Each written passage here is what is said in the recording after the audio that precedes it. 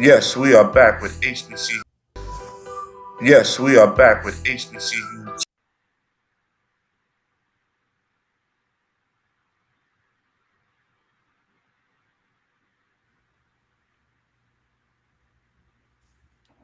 Says I one don't of know the if it screens went having through. a. Yes, we are back with Are you guys HBCU there? Talk with author Robert Carpenter,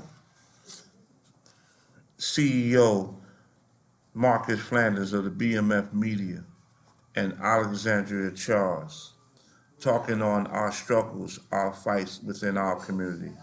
Brought to you by the HBCU National Boosters Club.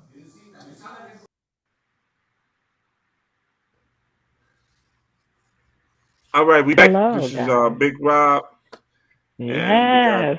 Hey, Brandon, and we have the lady, the queen, Miss B, Oh, praise Miss God. Charles, Love, and love. we're gonna. This is part two of relationships, and what we're gonna be talking about tonight is we're gonna be talking about. Last week we talked about why relationships in our community sever us so many times, and people go their separate ways. And Mhm. tonight we're going to talk about how we keep relationships and the things we need to do from a mental, spiritual, emotional, and various different ways that we should look at as key factors of keeping our relationships. And one of the things I wanted to talk about that we had talked about that we discussed was finance, and we can Mhm. start there. And yeah. a lot of No romance, but the finance. well, a lot of relationships are separate because of money, True. Yeah. uh, the lack Mhm. of, or Mhm. too much of it. Amen. Yes. They, Mhm. that the couples are chasing after money too much, and I'm gonna just give you. I like to give experience when we have these conversations. One, I had a conversation with a young lady, and she said to me, she said that I'm not paying the mortgage or the rent, and so I said, Oh. and I'm not going 50-50 with no man. So I said, well, where are you gonna live? I said, we make $100,000, and I said, you make $100,000. I said, where y'all gonna live in New Jersey? Because the average rent in New Jersey for 2 to 3 people, if you're going to live nice in a nice community, is $35 to $4,000 a month. And we know $100,000, $4,000 a month, you're going to be struggling. Definitely. Amen. Yeah. And so I said, I believe that a couple should put their money in the bank together in one solid bank, and the woman just pay the bills, or the one who can manage the money the best. Yeah, the one who And manages. so I think finance is really killing relationships because people live in this fantasy and don't live in reality. That's true. What do you think, Miss Charles? I do believe in that because of the fact that when you become one, everything becomes one. Mhm. If there's mine and yours, then of course there's no community. We talked about that. You said something that was key. You said with money or without money, it can be a problem. Right. And why? Because I think I was having this conversation a few days back with Brandon, and we were talking about people with money, and I gave him an example of a friend that I know. They didn't have any money. They struggled and finally bought one McDonald's, and they end up owning 10 McDonald's. Mhm. But guess Right. what? By him owning 10 McDonald's, he's flying all over the place and being all that. He got a woman everywhere. He could afford a woman. He could afford a Right. couple of them. You know what I'm saying? So a Yeah, brother is, not a person with money can be dangerous, and the one Right. without money can be dangerous because money is, people have quoted that, which is incorrect. They say money is the root of all, is the root of evil. No, it's not. It says the love of it becomes the root of the evilness. You know what I'm saying? Money ain't the problem. There's a scripture in Ecclesiastic that says money answer all things. Yes. You know, I keep telling folks that, you know, we could make it basic, but if we don't have the right communication, that's something that you need to talk about before marriage. Who's paying the bill? Who's managing? You said something that was key but you said that, hey, find out who pays it better. If you're the one that better manage it, then you do it. It's not a man's thing and a woman's thing anymore that we've been duped to believe. Like it's the man that pays the mortgage. Maybe you make more than the man. Have you ever been in a relationship where you don't even know what your mate make? Oh yeah, plenty. Yeah. And then you know, I have.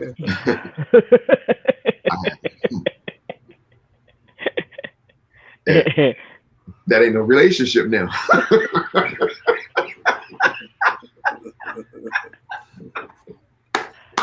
But you know the crazy part is that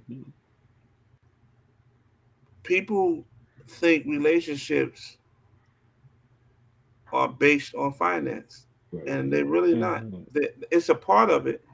It's an instrument to move you from one place to another. I agree. Right. But it's not.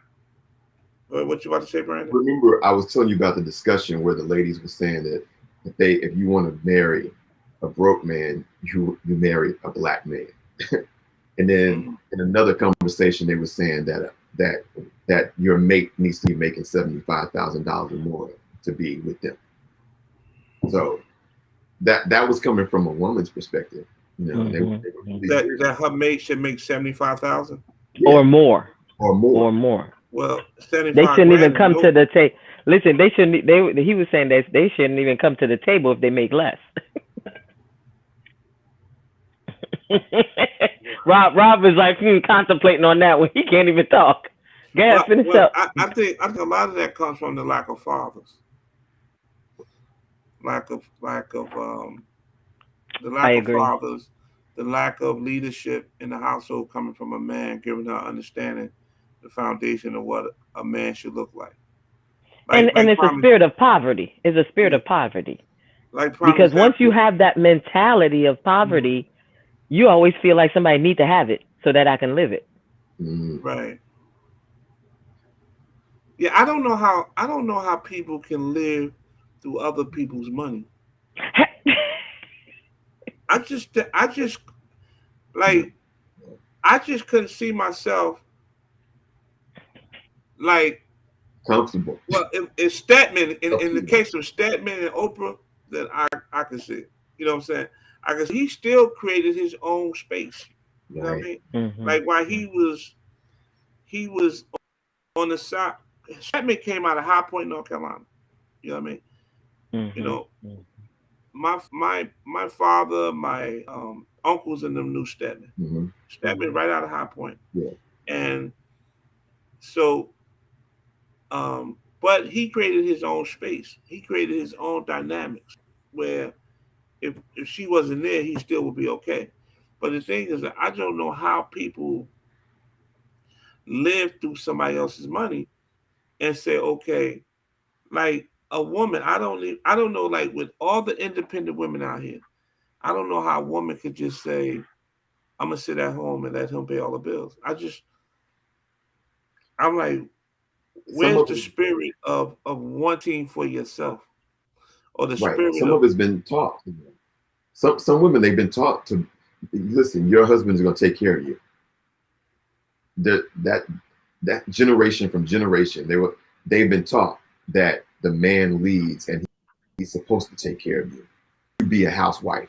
There's some women that have that mentality that they want to be a housewife and raise their children, and that's all that they can look for. And let me come in there. You know, this is what we were taught. Remember, even in the Bible days, women did not. You remember that's why a lot of men it was okay for having multiple wives, because if my husband died and my brother, my brother-in-law has to take upon me as another wife now, because with the wife he has, because we didn't have a job. So we were brought up, and this is our make to be taken care of. You know what Right. I'm saying? And being that process for them. But the problem is this: we're living in a different sanctuary. We're living in a different world now, where both family has to work, both adults in the family has to work. And if it is that they're working, it changes the dynamics of how we figure out, you know what I'm saying, best work for our family. And that's the bigger thing is communication. You know, because it might be better, because I remember a friend of mine had to stay home, you know, Mm-hmm. because it the money she was making, the babysitting that they were paying, she might as well stay home and take care of her own child, because Well, all the in money those, she was making was going to the child, taking care of well, the child, you know. in that case, I understand, and that's why it's so important that we identify who we choose to make us our mates. Like like my daughter, she married a gentleman, and we had a conversation. I remember this conversation, and I asked her. I said, "Is he? Can he keep up?" That was the question. And at that time, I didn't really know the gentleman, but but this guy didn't have. This is my son-in-law. He didn't have the education that my daughter had. My daughter, college graduate, master's degree, stuff like that. And but this guy was he he will bust his butt for his family. You know what I mean? And I sit back today, and I said, wow, he took the little bit he had and Mm. the education that he had, but he loved his family so hard, so much that he worked hard. And and the other night we was out eating dinner, and I sat there and I watched how they interact with each other. And her income maybe is way over, maybe 20, 30, $40,000 more than his. Mm. But the way they work together with the credit cards, the car note, the mortgage, insurance, it's like they're a team. You know what I mean? Amen. And the thing is that, and I watch my grandchildren. They don't. I don't. They're not over there talking about they hungry, or they're the most happiest kids in the world, because it's two parents pulling together and not saying, "Well, you got to pay this because you the man." They just saying, "No, we're gonna do this together." And I applaud the young brother for his hard work, and I was you asked your daughters that because you want them to be with somebody that can help and them grow financially, spiritually, because you don't want to be in debt and struggling with somebody. Because I've been in those relationships where you carrying that load and it becomes a headache. Oh yeah, it does. Yeah, Yeah. yeah. And the thing is that you can't get to the spiritual and emotional part because you're struggling financially. And like, and you Mm. looking over on your right hand side and be like, oh, I gotta pay for this again. And and they like it's like having an empty cup beside you. You Yeah, busting your butt, and they talking about you carry it. And yeah. like, what woman loved you to want to say to you, I want you to pay everything? Mm. Like, how could you Well, love somebody well, and want them? let me interject a little bit with that. Okay, There, okay, we have men, we have women that has, you know, gotten to the point where they've been taking care of the household. So they have a man that comes on, and men, and correct me, you guys are men. I'm not, of course. That we've been taking care of the load. We've been, you know, we get pregnant. We're the one with the whole responsibility. The man is out. So then when you do have into a relationship with somebody, if you have been taking care of all this thing, it's like, you know, it's sad to hear you say that a woman says, well, she needs a man to pay the rent. Let me tell you, there's more things than the rent and the mortgage. There's the food, there's the this, there's the that, you know, a list of categories that needs to be put together, just like you said with your daughter. But it's two healthy people that makes a healthy relationship. right. So I agree with you. So my thing Hmm. was, if I'm I'm gonna put myself in the place of a woman. Okay, I'm gonna be the devil advocate. You the man. You are out there busting your butt. You paying the mortgage, and I see the grind and the struggle because in the state of New Jersey it's very expensive, Mm-hmm. and I'm making my money. I'm gonna look at you, knowing that you grinding, and not lift that weight to help you because I know you love me and you doing this because you Amen. love me. Mm-hmm. But I'm going to take on this. You the man. I'm gonna pay the bills. You got to pay the bills. So you're gonna take on that burden. No, because if you love me, you be like, baby, let me lift this weight off you because that's what love do. That's exactly Love says I don't want him struggling. right. I want him to work, but I don't want him struggling. Not when I can help. So I don't want nobody who looks at me, and even if I can pay all the bills, and not have the consideration and the care to say, you know what, I got you. Right, right, right, You Mm-hmm. know what I mean? Who wants that? I don't want that in my life. right. I don't want somebody who sit back, and talk to your girlfriend and say, oh, he pay all the bills. But I'm I'm So I'm what stressed you got because to I say, can't come to Brendan? you and have a Yeah. conversation. So Rob, you said something earlier when we were having a conversation, and I think one of the things that's lacking in a lot of relationships, even when it comes to financial and it comes to all those things of who does what role, who's making the most money, I think that when people are present in their relationship Mm-hmm. and they recognize where the strengths are, because when you're courting somebody and you're getting to a point to where you're getting ready to get married, Mm-hmm. in that initial stage, finances should be talked about. It really should be dealt with. You know, if you know you're gonna marry somebody and you're getting involved in a relationship, before you Mm-hmm. start getting involved and having children, sometimes children is it happens. But at that same time, when you have a child, you got to be present in that moment and recognize we got to come together and do what it takes to make this relationship Yes. work. It ain't based Mm-hmm. upon what somebody else is doing or what men need to be doing or what women need to be doing. Whoever's making the most, they need to come together and be present in that moment and say, what's going to be best for our relationship? What's going to grow our relationship financially? Because if we're not fit and we're not whole financially, it's going to affect us mentally.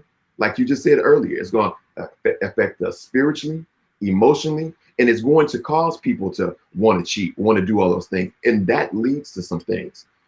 Brokenness in a relationship.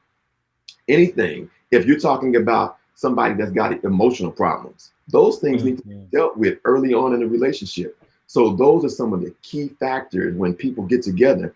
We're not present. And something that you said earlier, you said now that you thanked God, and you said one of the things that you learned today was you have to let some people go. But even in that, in relationships, we have to know what to deal with and be present in that moment to make that relationship be completely whole and what it can be.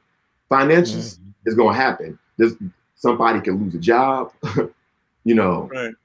somebody may not be making enough, but more than enough. But Mm-hmm. that's if there's love and unconditional love in a relationship, Amen. you should be able to get through anything. When people make And, their and, and, vows, they say, and the reason, I'm going to be with you through richer or poor, through right, sickness and health. right. What I'm saying to you is that that goes out the window for most people. But let me just say this to you: it does, Yeah, because true. you have. See, first of all, you have to be taught life skills to be able to think that way. Right, true. And a lot of in our community, there's not a lot of life skills being taught.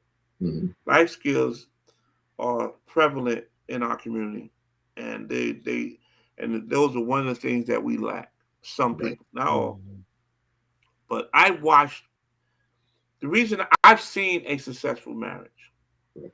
my buddy Fahim, my best friend, he's been married to his wife for about almost 30 years. And I look back at his wife. I should be jealous, not jealous, but I should be envy in a good way, not a negative way, in a good way, because he had a successful marriage. Because Mom. Yeah. he said to me, he said, we put everything in one place and we pull from it. He said, I made So Fahim was making, he was a correction officer. He was doing overtime, making about 120. His wife was making about 75. He said all that money go in the bank, and we talk about what we got to pay, and we build and have planning and stuff like that. Talk to some of these sisters now, and you be like, "Come on, we're gonna put it all in the bank." No, I'm not. I'm not gonna put all my money in the bank, right? So, right. And at the end of the day, that's a sister that's not really ready for a real relationship. Right. So what? That's about 90% of them. That's about 90% of them. Right. That's about 90% of them. And then you turn around, right? And we're not talking about putting in the money in the bank with your boyfriend or a guy who's been your fiance for 5 years. You know what I mean? We're talking about in a marriage. Right. They don't want to put the money in the bank and say, hey, we're going to pull from it and we're going to have a plan. We're going to create infrastructure so we can see ourselves. So my buddy Fahim, he bought a house in Union. I remember when he bought the house. He called me up. He said, yo, come on my house. I went over the house. The house was $170.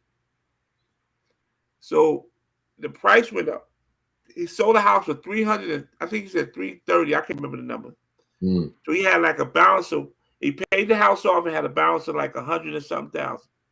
So he took that 100 and something thousand and bought a $500,000 house, which he had a mortgage, with the same mortgage that he had on the $175,000 house. So then he took the house for $500,000, and when it went up to $750, right? Him and his wife, they had a plan. Right. I live in a $1.2 million house right now. So right, that's a good model. That's a good model. And I goes down to Monroe, New Jersey, and I'm looking at his house, right? And I'm saying, Fahim, how you do this? He said, because me and my wife, we do everything together. Teamwork. We put everything in the kitty. He said, when I go out on the weekends, I got a limit. Right. She said, well, you can spend $150 if you want to hang out with the guys. And she has a limit. And she said, and he said, if I need anything extra, I go get an extra hustle. But he said, we do everything together. He said, we won. And he had 3 kids, all went to college, all graduated. And all of daughter went to Georgetown, and they did that on a correction officer's salary and an insurance salary, which correctional officers don't make a lot of money unless they do a ton of overtime. And insurance, she worked for Prudential, and she's making about 75, 80. So the thing is, that was my best example of a great relationship. So my thing was, how do a sister come to you and say, I want you to pay everything? I said, well, where are we going to go? What are we going to build? What are we going to create? Are we just going to, where are we going to live in the state of New Jersey for under $2,500? Listen, I'm going to say, sisters and brothers, if you're thinking like that, y'all don't need to be with each other. You don't even need to be trying to have a relationship. You just stay by yourself if you need somebody. No, stay by yourself. Because that's a bunch of mess. It right. is. That's craziness. So not only women think like that, but men think like that too. Yeah. Yeah. Yeah. And it's like, so finances are so important in the relationships. Yes. And that was one of the topics that, I wanted to jump on real fast. But the other part that I wanted to talk about was spirituality. Alex tapped on that earlier. Yeah. She started quoting scripture. She a pastor. She went through the Old Testament, then back to the New Testament, like that. And I heard somebody say that you have to be. I heard you say, Brandon, in our last conversation, that you have to be equally yoked. Yeah. So there has to be. You two guys are Christian. I'm Muslim, right? Right. If a sister met a good brother that was a Muslim, right, and he was great to her, Would you have a problem with her marrying him? No, not at all. Mm-mm. How about you, Alex? I Huh? can't. We lost you I there. can't hear you. You know what? That depends. On what? You know why? Because of the fact that I know that in the Muslim faith, when you marry somebody that's not in the Muslim faith, the process is that the man can marry out of the faith and then convert the woman to the understanding of their religion. If you as But the let me give you the full understanding of that. okay, But please. in the Quran, Allah tells us not to burden the woman with that Hmm. process. If she choose not to convert, leave her And you be. know what? You of a lot of men that I've heard that said that, a lot of them have said no, because he's the stronger spirit. He will convert her Mhm. eventually. Mhm. That's what I've Well, heard, and I could be one thing. totally wrong. No, one thing. I mean, you got brothers who try to um, persuade a sister to go over.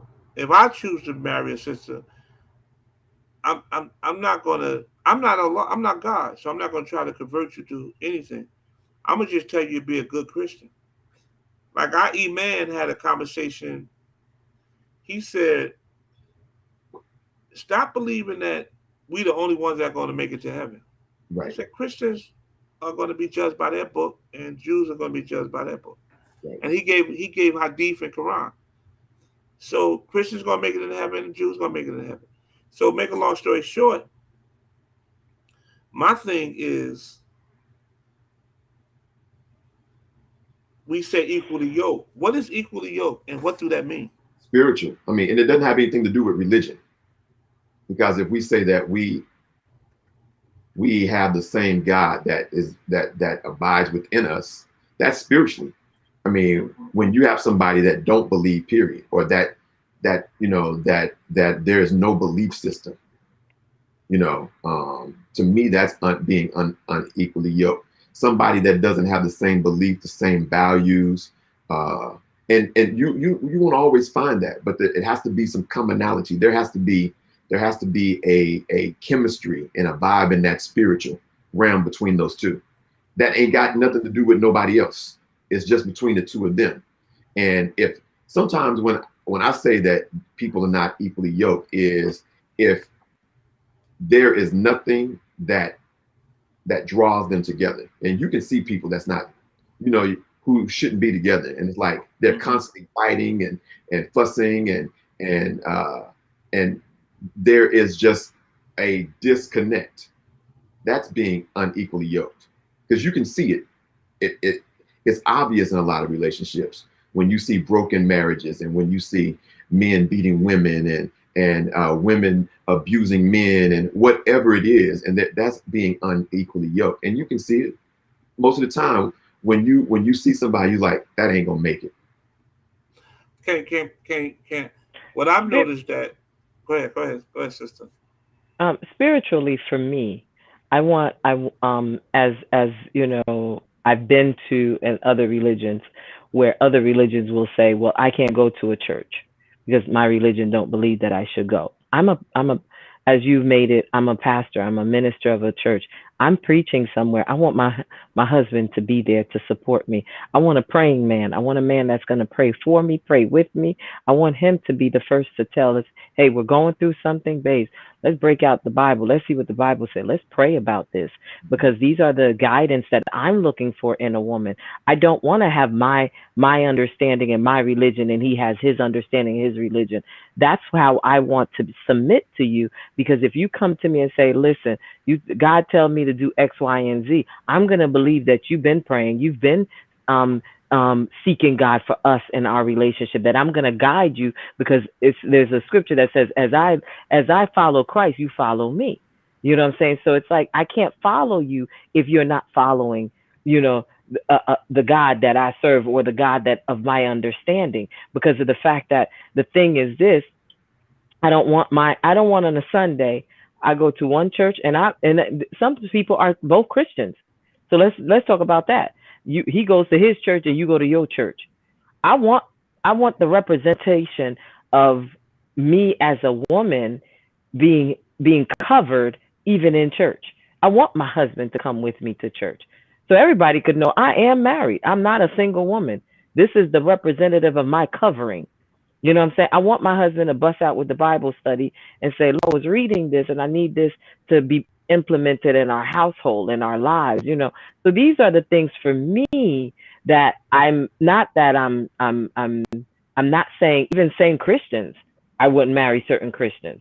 Because I tell people there's three type of relationship. There's some people that know God, there's some people that's in relationship with God, and there's some people with intimacy with God. You know, I'm looking for a man with intimacy with God. Can I ask you a question? You know Sure. that there's a statement in the Bible and the Quran that says that humanity is like seeds to a flower, and each seed grows differently. Hmm. So these expectations sometimes that we put on people from a spiritual base, Right. they haven't grown where you at. They're good people. They're gracious people. They just haven't grown where you at. And So I'm you willing come to with work with you, but not okay. everybody is there to want to Let work me, with that. but but but a person, but Hmm. what I'm saying to you is that you meet a person based on principles. You like them. You spend time with them. Y'all have a great time together. On this side, right? But on this side, he's a spiritual man. He believes in God, but he's not as educated or as in clear and understanding that you have. So you want to throw all your water on him to rush him to where you at, but Mm. you don't want him to grow like a flower. And I think people do this a lot in relationships because I have to allow a person to grow. Now, it'd be different if I'm trying to wait for you to grow and you're not accepted, right? But I am open to say, well, he's not there yet. Because I look at humanity from a flower standpoint.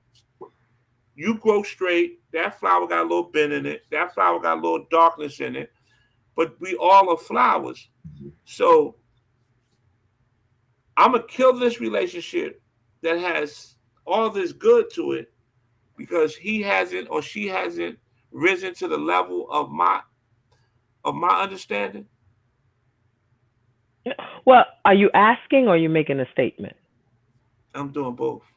Okay, so in your asking, I think that I like you. I would like to, like communication. I would like to give you my expectations. These are my expectations, as I just said. But if you're saying, well, that's not an expectation, that's not, I can reach that, but not now. I'm willing to work with you because then if I've never put out my expectation and I never said these things to you, in 6 months down or 6 years or six whatever down the mile, what is that story? Hello? No, I, please, I, just go ahead. Go ahead. It's gonna go okay. by. So basically, what I'm you want to take the volume down or something? No. It's going on. I'm sorry. So what happens is this, sometimes that our expectation, we've never put it out on the table. So then when you're in this relationship, what you see is what you get.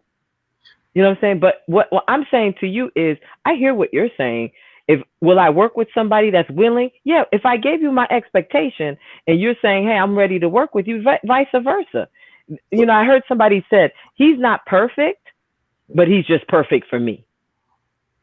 You know what I'm saying? There's some people that may not be perfect, like Brandon was talking about, but when they're perfect for each other, all of those things are just bridge underwater. Because You know what I'm saying? we all practice our faith differently. Right. Our spirituality are practiced differently. And I watch relationships get destroyed because their level of faith is not on the same level as their mate. And their mate don't allow that flower to grow. But there has to be an expectation. There has to be a wanting there. You know what I'm saying? If you don't want to be there, no matter if we could let it grow, it'll die. Because they don't want to grow in that way. So you kill the relationship? Yeah, if that's not what you want to do. You know what I'm saying? Like, I'm talking about you married.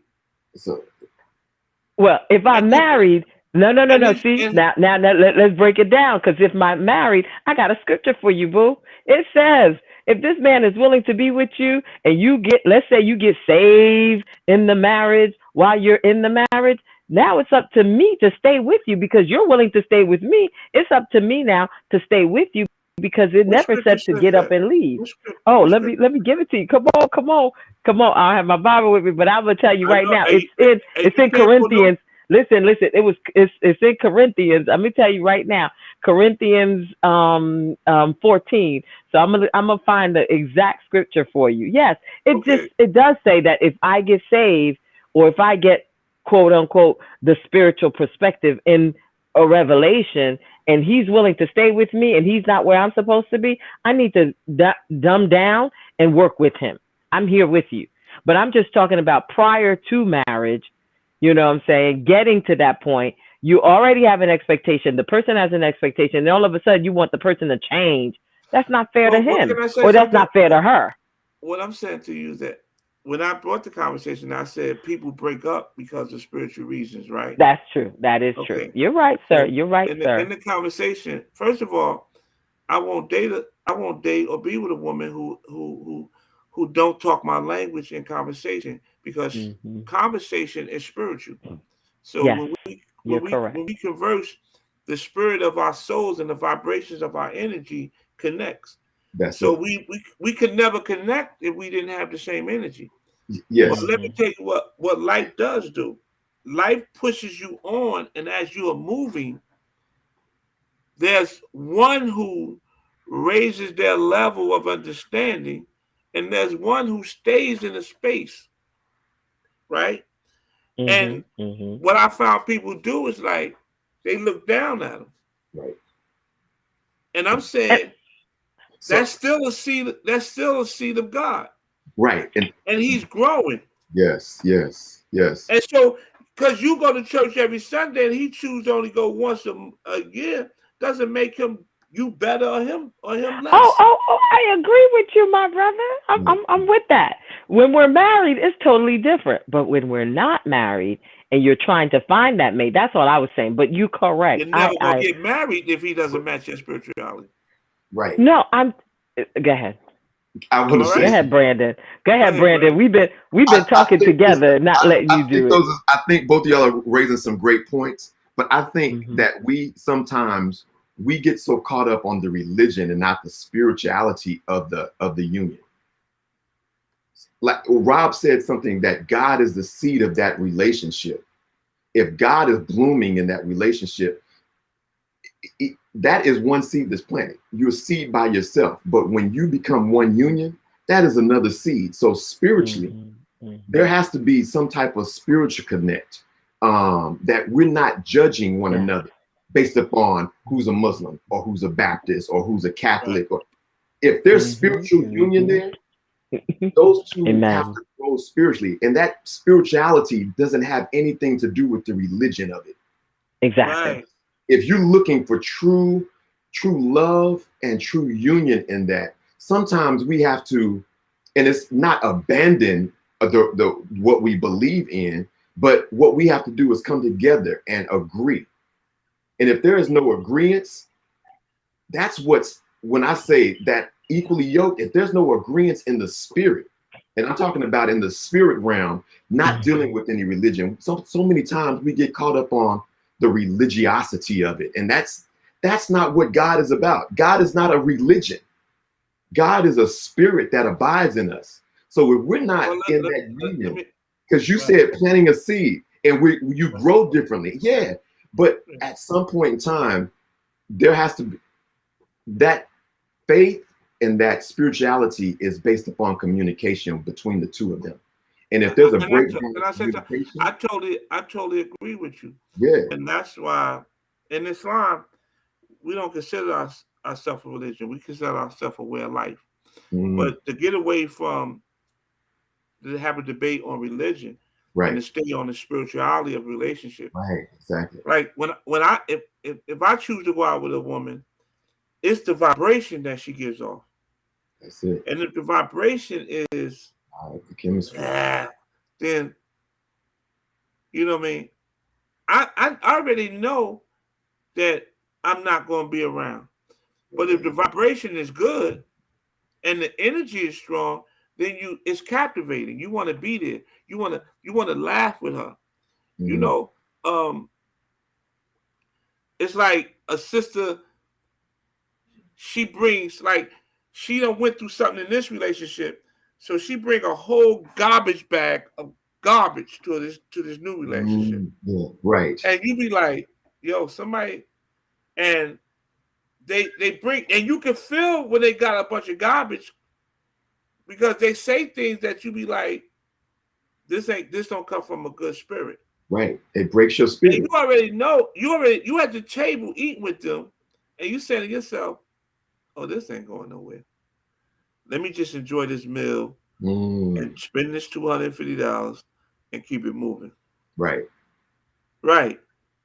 And because men do it too, men bring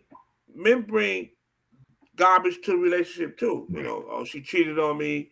yeah, She did, you know, I had a boy. I work out in the gym, and you know, I hear him talk about his relationship. I know he's gonna bring that garbage, and women bring it, and men bring it. right. A But broken if spirit. when you meet a sister or you meet a brother, and it's good, oh, that vibration is Yeah, amazing. it is. Like Yeah, it just bounces off you. And the crazy part, it happens. It rarely happens. And when you get older, it only happens once in a blue. It right, doesn't happen like what I mean. It doesn't happen all the time. right. And then sometimes, if you're not ready for it, Mm. then you can destroy it. You can destroy it. It's broken spirits coming together. When we say hurt people, those are broken spirits Hmm. coming together, hurting each other. I mean, if you're broken spiritually, Right. if somebody's constantly putting you down, that's breaking you in your spirit, man. So how can you be as Right. strong spiritually for somebody else? Because we all spirits when we look at it. We're all spirits in a Right. human experience. Right. So when we're not aligned together, and there's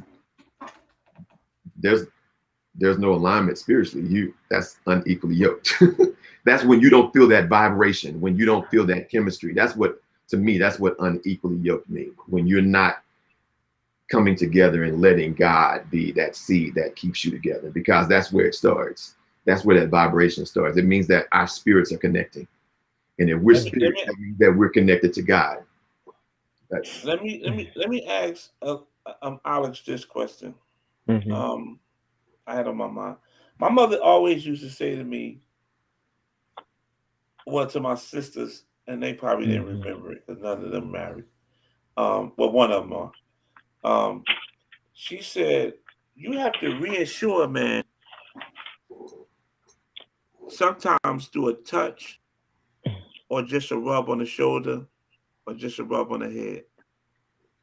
You don't always necessarily have to be intimate with a man. Mhm. You have to reassure him in your touches because men are physical. Why so many women don't understand that? Like you can be with a woman and you can be like, and they say, yo, I love being with you. They can say, yo, I love being with you. But you reach out and grab their hand and they be like, I don't like, I ain't into, So or are we white.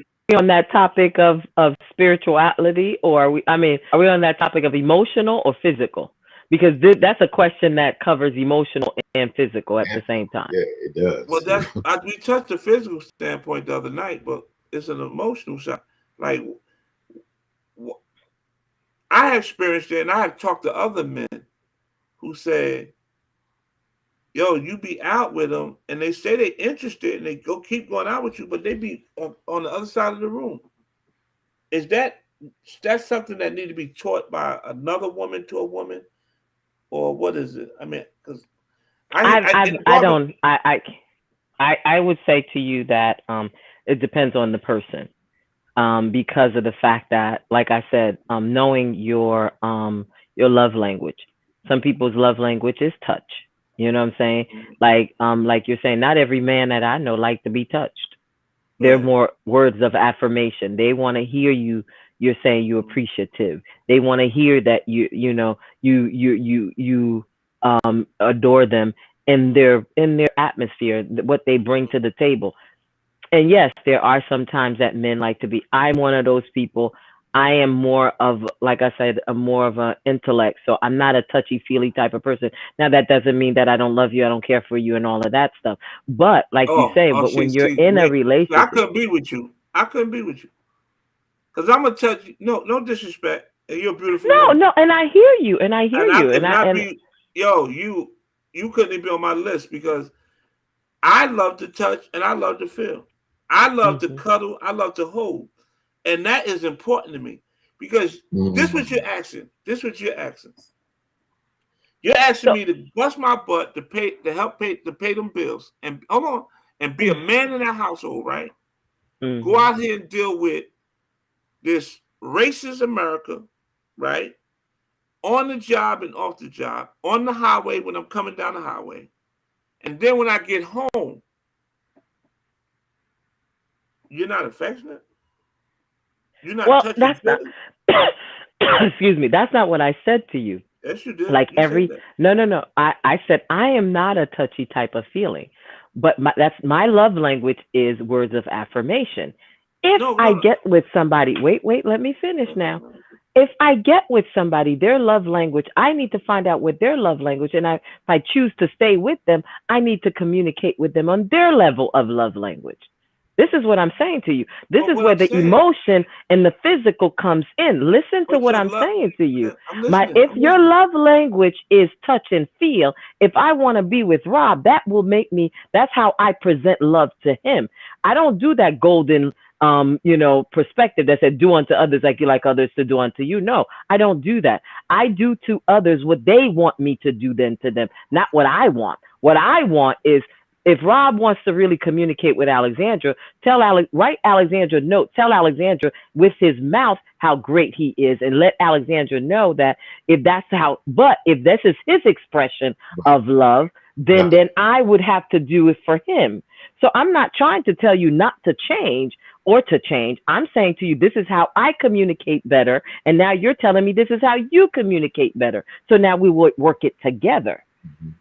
So I'm not telling you, that's what I'm saying to you. Listen to what I'm saying. I am. Emotionally, if that's I your am love listening. language, if but that's she's your gonna meet love that need. language, I hear you. And I'm Yeah, going to meet that need for you, but this is the need for me. right. So See, because could you understand the need that she would have? So she's saying that she would cater to your need because she knows that that's what you need. You need to be touchy feely, but at the same time, are you going to leave her those little notes that she likes, or are you yeah, going to be? Are but you that's a part of listening. right? What Yeah. I'm saying to you is that I don't go into any relationship saying I'm not anything. I go into a relationship moving towards what makes her comfortable, right? Mhm. And hopefully, in our conversation and our dialogue, she moves to what was comfortable for me. So the Right. thing is that if the vibration is there, right? Mhm. She'll know. Like I never say Mhm. I'm not the person who say I'm not touchy feeling. I'm not this. I'm not that. No, I'm everything to the right person. You know what I'm saying? I'm Okay, I hear everything. you. I'm But that's everything to the you. right But that's person. you. So no, That's no, Right. you. and that can I say something? And that's what I'm Uh, saying to you is that those are relationship problems because women mm, come in and say, "Oh, I don't do this. I don't do that. I don't do this." Even in the bedroom, let's talk about sexuality. Even in the bedroom, women talk about I don't do this and I don't do that. I'm like, I do everything if that's gonna make you happy. Right. Right. I don't walk in here with the I will do's. I go with the I will do if I'm happy. well, True. well, That's no, true. And no. they But come this is no. It's not true. It's not true. This is how. This is. I love this because it's not true. Because if Break it. this is your truth. This is Your your truth. connection. No, and that's why a lot of times black women are by themselves because they no. come into That is not relationships. true. They come in What I'm relationships saying. with what I will and will not do. And No, I come in with I'm going to do whatever because I want to be but you happy. can't do whatever. Listen, you can't do whatever for everybody. That's what I'm saying. Okay, if you are in the relationship already, then We're that's not talking different. about You need to make. everybody. We talking about people that we are engaging into a serious Okay. relationship with. Okay, but yes, this is what I want, you want the relationship to work, I want the relationship to work. We meet each other in that middle ground. I hear you. You know what I'm saying? That's what we're talking about. The compromising of the middle ground of Right. what's going to comfortable for me and what's going to be comfortable for you. Right. And it's tapping it's tapping into what is the true intimacy of that relationship. Because I Alex understand, and that's why men get bored because men are saying this, and I heard it a million times listen. I own 3 barbershops. I heard a million of men come to the barbershop and talk about how they're not satisfied in the relationship. They're not satisfied sexually. They're not satisfied mentally, emotionally, spiritually, because the woman is talking about what she won't do. And when you tap into a marriage and a relationship, it's not about what I won't do. It's about how many times you want it and where at and how, and long as it don't affect my morality. You know what I'm saying? So my question is, why would I come into a relationship, right? And I'm gonna get in debt, right? That's lack of true intimacy. Right. And she like her toes sucked, right? But I'm not a toe person, right? I'm gonna close my eyes and suck them toes and make sure she happy. You know what I'm saying? That's The heat is on now. The heat is on. The heat is on. I'm gonna look up at her and be like, "Boo, you good?" But I'm not gonna walk around here and talk about I don't do that, but I'm married. Yo, listen, that is true intimacy. And I hear you. I hear you. And you're taking care of that person. Amen. You're taking care of that person. No, there is an agreement to everything that you do. You know, in a relationship. No. You have no. Let me tell you. I'm just saying that for example, I don't like a third person in my marriage. Some people might want a third person in their marriage. That goes against your morality.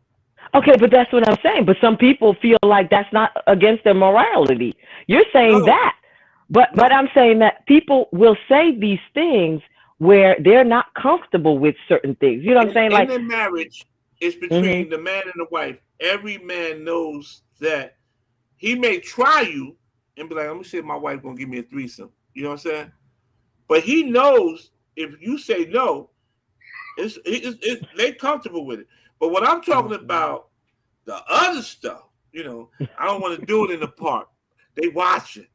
Stuff like that. I mean, like all of the stuff that you want to be creative in the bedroom, and you like, yo, that's different. I'm stuck with this for 20 more years. No, I come in.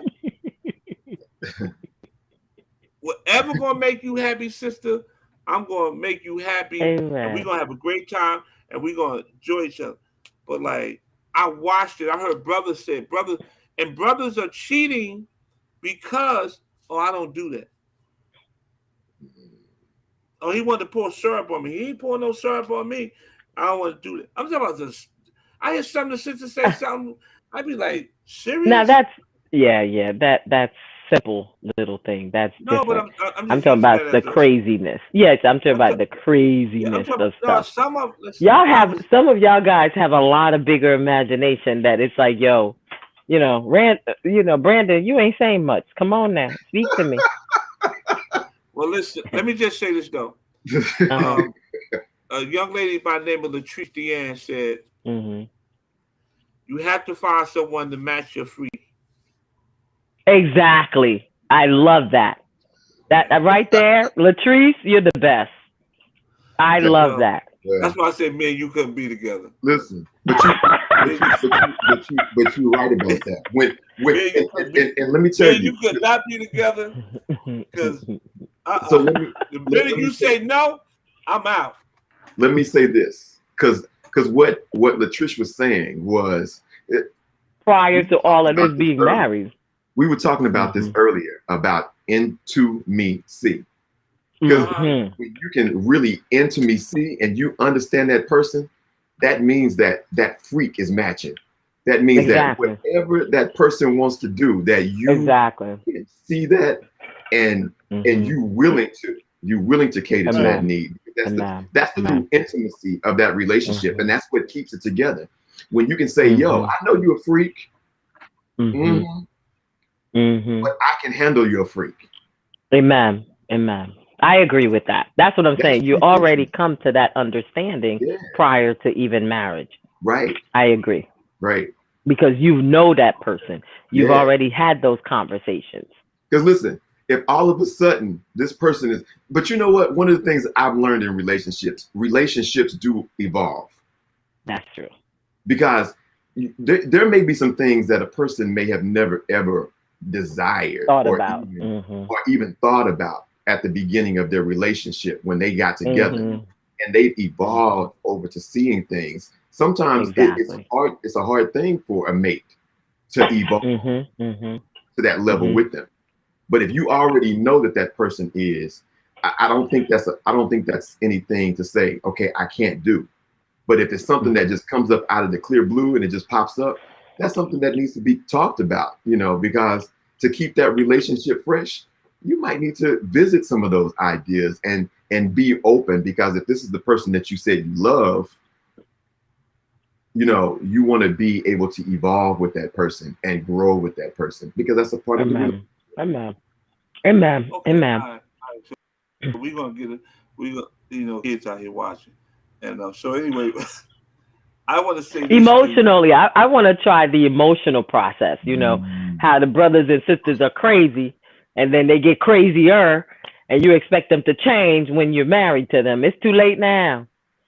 There's some signs that shows you that some people suffers, bipolar. There's some signs that shows you people suffer depression. There's some signs that, that comes about that tells you people, if a man loses his job, that's not the time for you to be putting him worse, killing his manhood because he lost his job. And you as the woman, like, nigga, do this. And no. We need to kind of like understand how to keep each other emotionally healthy.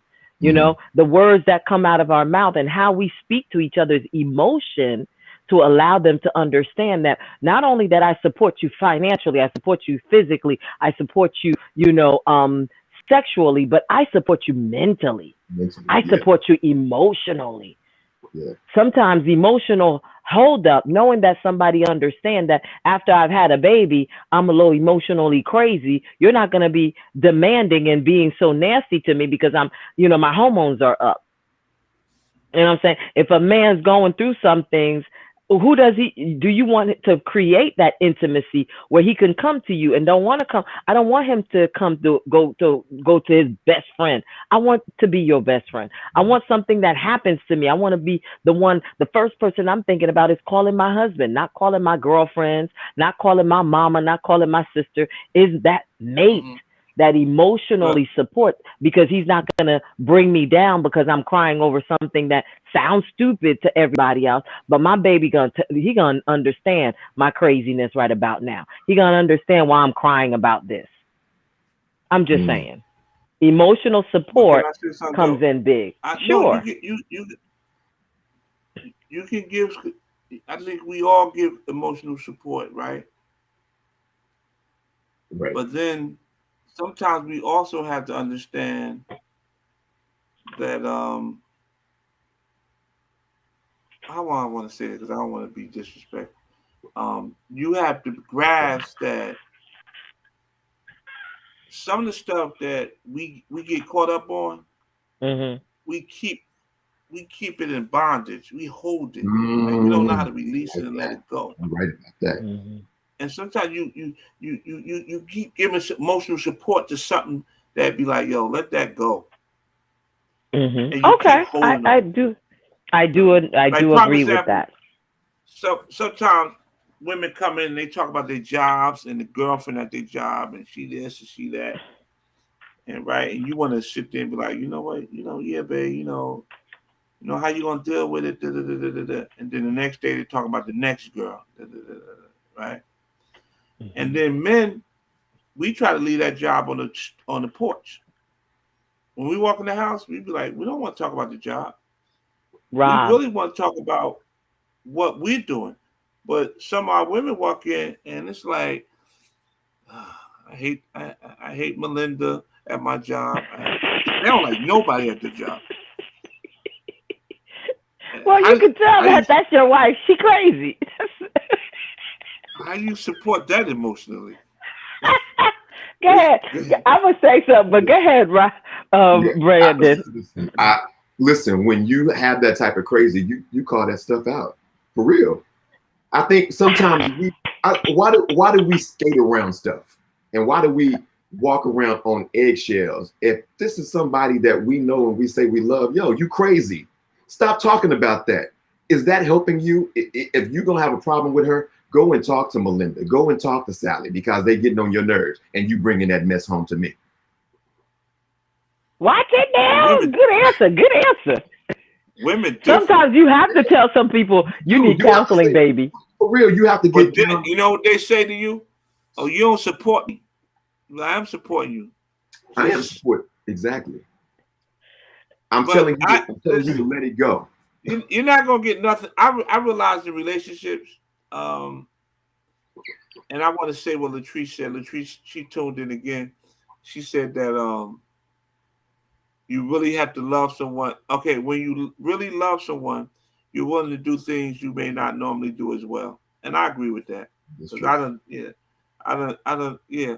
Why are you throwing your hands up? You didn't say it. I agree. Look. When a woman says it, we all agree. We all agree. That was her quote.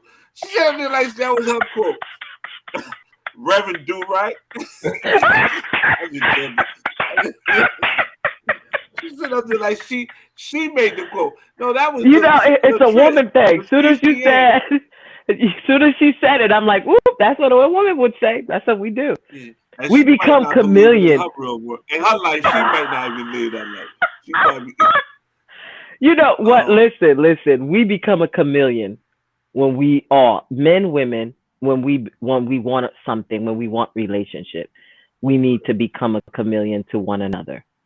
So if I want something from you, and that's in business, relationship, love relationship, any relationship, there has to be a level of compromise. There has to be a level of, I'm going to do it your way today. You could do it my way tomorrow. Period. All right. Okay. So I'm gonna. This is what we're gonna do. Listen, because we have this last topic that I want to talk about, and it's the mentality of a relationship, the mental health of a relationship, all those things. So we're gonna go to a commercial. We're gonna come back and we're gonna talk about that, and then we're gonna talk about that for 15 minutes, and we're gonna close out. Okay. But, this is a great conversation. Guys, I'm Robert Carpenter, CEO of Civic Group and COO of the Wolf Designers. If you have a child, nephew, niece, or just a child you love, go to BigRobChildrenBooks.com. Buy one of our books, t-shirts, hoodies, and support an underserved child. When you buy something, proceeds go to helping an underserved child. So click on the link and support a child. Me like fly paper, neighbor. Slow down, love, please chill, drop the paper. Remember them niggas from the hill up in Brownsville that you rode dice? Hello guys, I'm author Robert Carpenter. I'd like to let you know that the Robert Hayes Foundation will be selling my books and apparel to raise funds to help underserved children here in America and across the world. So I'm asking you all to go to the rafoundation.care and support the child. The great thing about it is when you make a purchase, you're helping an underserved child. Damn, niggas wanna stick me for my paper. Damn, niggas wanna stick me for my paper. Damn, niggas wanna... Hello, my name is Robert Carpenter. I'm CEO of Civic Group and COO of the Wolf Design. In my free time, I become an author and a co-author of several children's books. And as I enjoy the journey, I become compelled to help communities of underserved children. So my team and I partnered with Amazon to publish our Big Rob Children book series. And we are asking you guys to go to Amazon.com to help us service underserved children. Every time you purchase a book, it helps us to service a channel. Powder so they can devour the criminals. Trying to drop my decimals. Damn. Niggas wanna stick me for my cream, and it ain't a dream. Things ain't always what it seems. All right, so we back.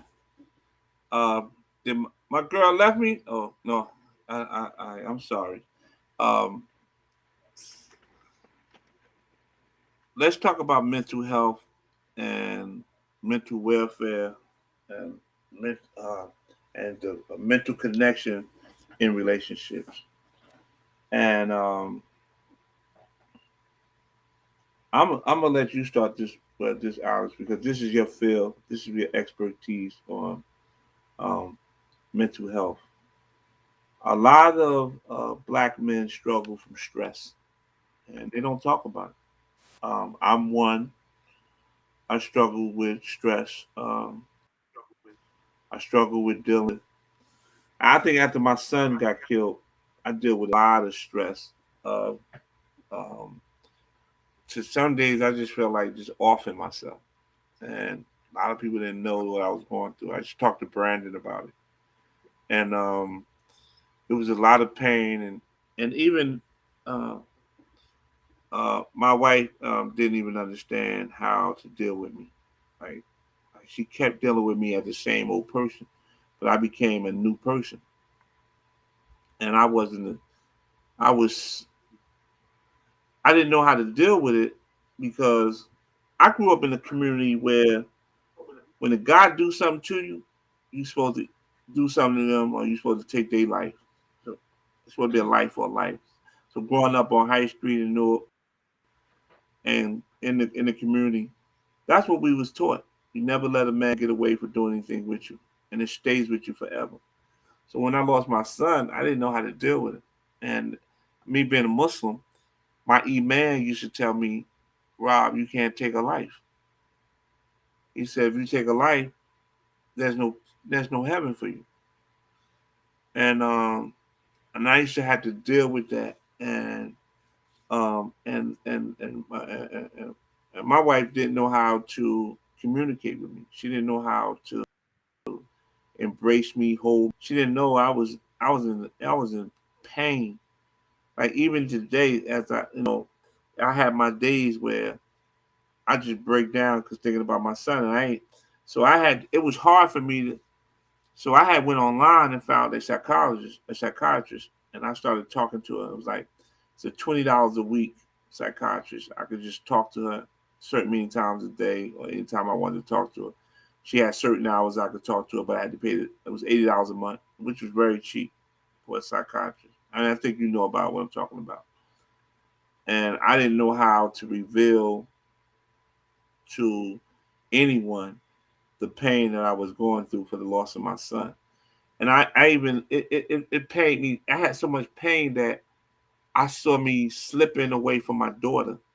Like I had, like I was the type of father. I used to love my children, and I mean I loved my children, and I saw me getting away. And then when I left the house, I moved into by myself, and I put all these pictures on the wall of my children. Like if you walk in my house now, I got these 6 foot tall, these 5 feet tall pictures of my children all over the wall.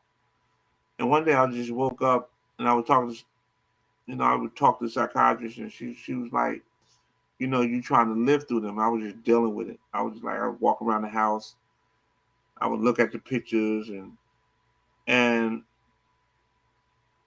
then I went online and I got a book called Emotions, How to Deal with My Emotions and my Stress. And I was reading it, and he was like, and when I was at work, I used to be upset all the time. And then I started hating white people. It was like, and I didn't know how to talk about it. And then when I did get myself together, like even in relationships, I didn't know how to deal with people. I was like, it was only there and then my ex will always say you're a narcissist, and I used to be like, I used to back of my head, I used to say, you'll say anything to bring pain to me. It was never about understanding my pain. You know what I'm saying? It was always a selfishness about it. You know what I'm saying?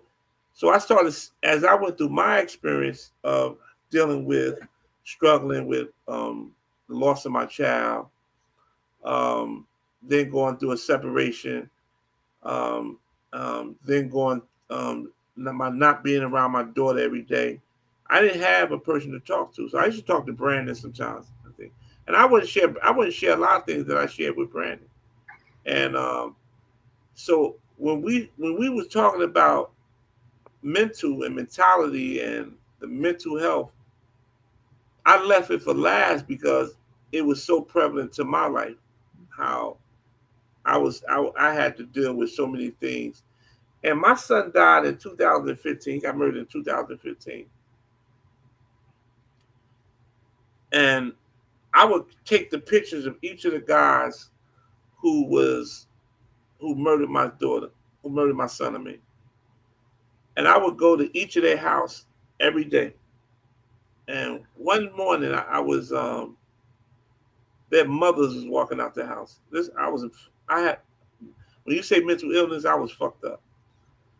And one morning I was the mother was walking out the house and I said, I'm gonna murder the mother. And the mother was walking to her car and I was walking across the street to blow his mother's head off. And a friend of mine, I don't want to say his name, he walked in front of me and he said, yo, Rob, don't do that. He got in front of me and just gave me, and just like, yo, bro, don't do that. And I said, yo, I don't want to say his name. I said, what are you doing? What are you talking about? He said, brother, I've been watching you. You've been coming around here every day. He had a gas, he had a automobile shop right next door to the house. And he said, brother, I've been watching you. And he said, I knew that was your son that got killed. And he said, that lady don't have nothing. And I had the gun in my hand, like in the bag.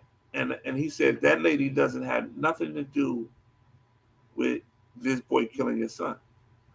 So I left and I went to the masjid. And this is why mental illness can direct you into a area where there's no return. You know what I mean? And I went to the masjid and I was sitting on the masala and the imam sat down beside me and broke down why I can't take nobody's life.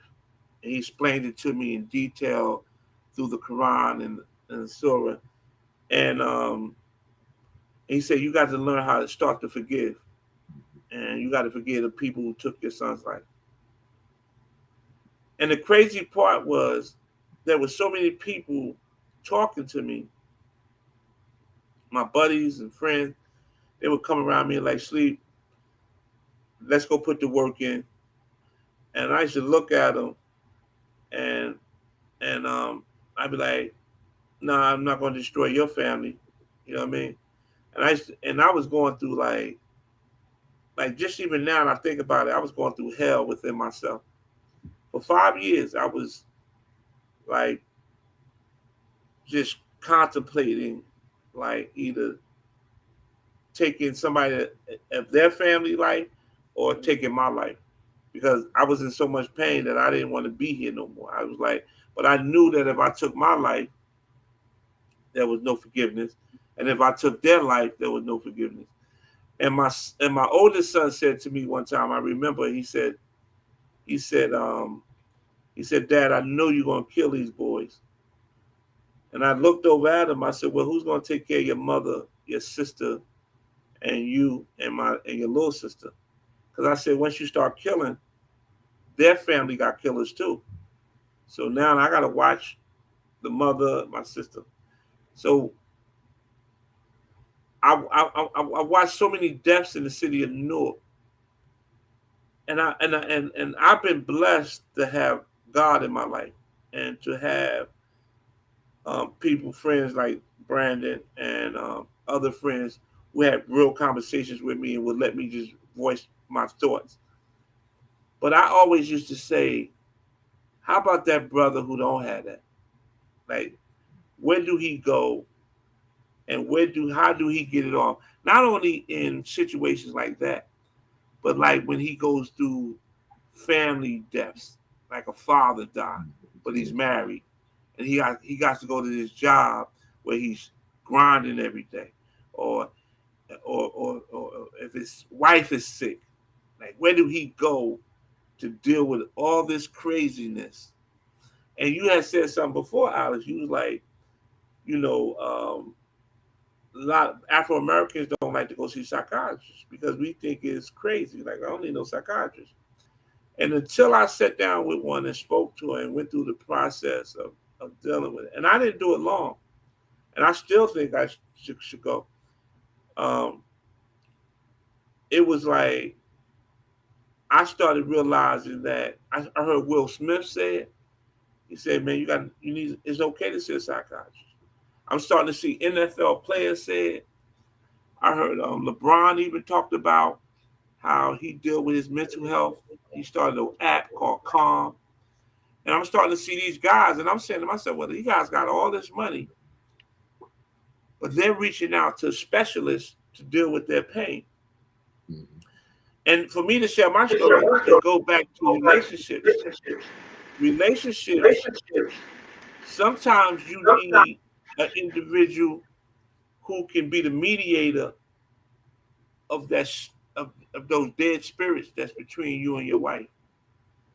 That y'all can go sit down and have conversations and have dialogue and get because I always wish that before I separated from mine, that I wish me and Hubbard had took the time out to went and got a psychiatrist, because when we used to sit down and have conversations, we used to just like yell. It was never a calm moment, because when I used to tell her the things that I felt, she didn't want to hear it. So she would start to yell. And then when she said things, I would start to yell.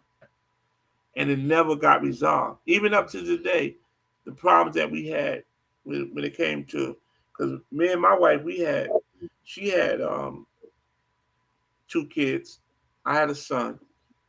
And we had a daughter together. So we had 4 children in the household.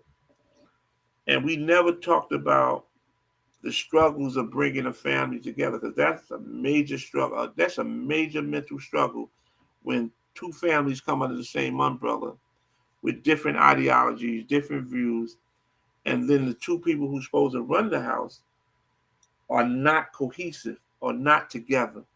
You know what I mean? And not on the same page. So I said a lot, but based on that, I get it, and I want you to talk to that about mental health and why we should, as couples and relationships, why we should go out and see psychiatrists. I don't know. But did you hear me? Yeah, I hear you. Okay. So if you're asking me, I would say that as a counselor myself, I have resolved problems. I have resolved a lot of different things with talking. And sometimes an outside, like you say, there is a like 8%, 8 to 10% of people stay in marriages when they lose a child. And that's hard. You know what I'm saying? Because and first of all, I want to give you my condolence and say, I'm sorry to hear that. Because when you lose a child, like a parent, always mindset is my child's going to bury me. And when you come to the point when you're burying a child, I would never want that to be even my worst enemy to experience that, let alone somebody that I know. So I understand what you're saying regarding your wife and not being able to communicate, because of the fact that that is that intimacy you see. Mm-hmm. That is that togetherness that comes when when I'm hurting. That's that emotional support that I want to be able to give to this person that I'm with. that I would like, as much as I'm talking about my mate, but how about the sister and the brother that lost a sibling? You know what I'm saying? How about when you're saying that, hey, your strength to back to living is you still got to live because you do have other children. You didn't have that one child. You know what I'm saying? Right. So I believe that I agree with you, Rob, that, seeking outside help does not make you, a weaker vessel. It makes you a wise vessel. Mm-hmm. Right. And so, and I would love our other counterparts of people of different, the non-brown and black people, they believe in counseling to the point where little Johnny looks a little funny and acting off at school. Guess what they're going to say? He needs counseling. And he's only Right. 5 years old. Where with us, we make counseling a diminished type of perspective. That means I'm not man enough or I'm not woman enough. But if, like you say, if you had took the time out and the both of you agreed to seek, because sometimes the reason we act the way we act is because we don't have no other perspective to understand what other relationship. Half of us was raised where we didn't have mommy and daddy in the room, and if we did, they were bickering and fighting, so we don't even have an experience of another relationship to understand that what we have is off. So you've never had, I'm sure, not people in your family, you had a lineage of people in your family that had passed away, that they buried their child, so that's something new. Mm-hmm. Because it was something new to your family, that's why you should have seek help right when it happened, because this is something that has devastated a relationship. You know what I'm saying? Even in your understanding, for just to understand each other. You know what I'm saying? Because this is a hard time. Like, emotional support and mental support is such an important, it's just as important as money, it's just as important as the sexuality, it's just as important Mm-hmm. as physical. Because if I have to love you or you love me, if I have fall into a car accident and guess what? I can't perform. Are you still gonna love me the way you said you love me? If I'm bound to a wheelchair, are you gonna push me around? You know what I'm saying? This is a mental thing that happens because I didn't sign up for this. I have a girlfriend that married a man. She was 50 something and he was 40 something. Guess what? He has a stroke and now he's paralyzed from on the right hand side. He can't work. He can't do Mm-hmm. half of this stuff. Do you leave him now because he's not the physical man that you marry? You know what I'm saying? These are Right. the things that mentally that we need to, Mm-hmm. and then they seek counseling. So I hear what you're saying, and please, I would never, ever, ever, ever think that in a relationship, as a counselor myself, to have that desire, because when something in that magnitude is taken from you, Mm-hmm. that I understand that there's a need for that hug. There's a need for that love. And yes, Rob, if I was your wife, I would have given you that hug because I would have known that's what makes you happy. Because prior to that, you like, I couldn't be with you. You don't do the touch, but I would do the touch for Look at her. you. She just like a woman, boy. She just do. No, but I would, what I'm saying? I would do the things that make, I understand. like I you said, we understand. do the things that make the relationship work. Because sometimes, too, the most intimate conversation doesn't happen between a table. The most intimate conversation between that early morning that we're just laying in the bed together and I just want to share my heart. That is the most, pillow talk is the most Mhm. powerful Mhm. conversation that a relationship could endure more than any other time. Like pillow talk. Yeah. Right. So listen, I want to. And you want to say something, Brandon? No, I mean, I just thought that was mental health is a true thing. It's a real So thing, and I listen. think, Okay. What and I I want and to I do is, go ahead, Brandon. no, I was just agreeing. I think that it's okay for us as a people to seek mental health, especially during traumatic experiences, because it does affect our relationships, and I think that it will get it back on track if we seek and be able to talk it out, because sometimes we're not able to talk it out with our spouses, Uh, and sometimes you need to talk out with other people. and there's Well, nothing wrong with it. what I want us to do is, when we come back on next Tuesday, I want each Mhm. one of us to get somebody who's been through a divorce, Mhm. Mhm. and I want them to come on our show, and I want to talk about relationships after the marriage is over. Mhm. So, I want each one of us to bring a friend in at 7:30 who's been divorced, and we want to talk about mental. I want to move on into our third, because this is a 4-part series. I want the third part series, and I'm jumping, and I want to talk about um, marriage, life after marriage, and what it Life looks after like and what it divorce. smells. Like that for Life divorce. after divorce, yeah. Mhm. And we can tap onto the 4 principles of a relationship: the mental, the spiritual, the financial, and all those Mhm. things. So Mhm. and we'll talk about that. And I But guess you're going to again, be the guest speaker because okay, you've been there. You have to experience yeah. financially, emotionally, mentally, and all of that after divorce. But I want to bring some people who we don't know. You know what I Amen. mean? Yeah, like that. And and even if you guys can, we're gonna find 2 or 3, and we're gonna come. If you find 5, let's bring them on and let's have a conversation about that, because in our community we're quick to leave and we don't spend the energy to stay. Yes. And I think the Mhm. strength in the Mhm. relationship is that the person who stays and fight through and can see the other side of the rainbow. Right. Right. Again, this is HBCU Talk. We're here with CEO Brandon from BMF Media and my girl Miss Charles. We're tuning out. Come and check us next week, 7:30, same time, same channel. Peace.